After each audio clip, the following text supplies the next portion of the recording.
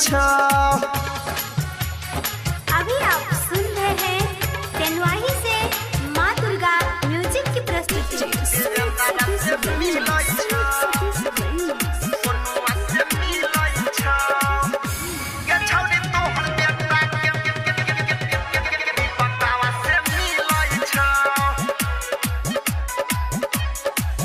हेगे सोचने दी हो नहरिया में तोरा चुम्मा खाली लगोगे। हाँ प्यार के छियो पहला निशानी गोदी में लइका दिलकोगे। छौगे भतर के निशानी यरबे पखिलै छौ। छौगे भतर के निशानी यरबे पखिलै छौ।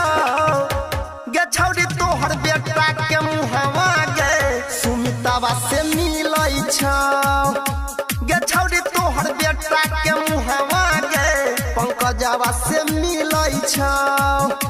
गे छौरी तोहर बेटा के मुहवा गे कृष्ण से मिलै छौ।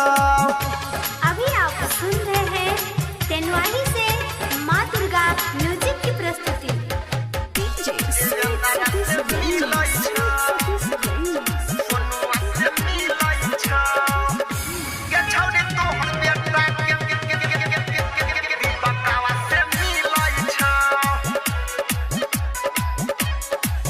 हेगे नहिरा में हाला करो तोहर मैयो बन गेलियही नानी गे।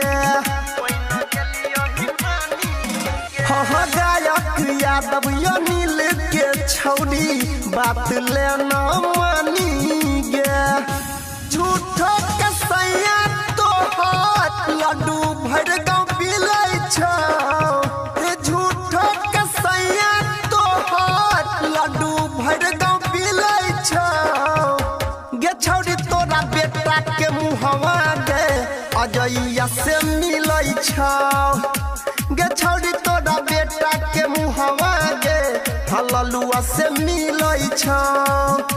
गे छौरी तोरा बेटा के मुहवा गे परवीनवा से मिलै छौ।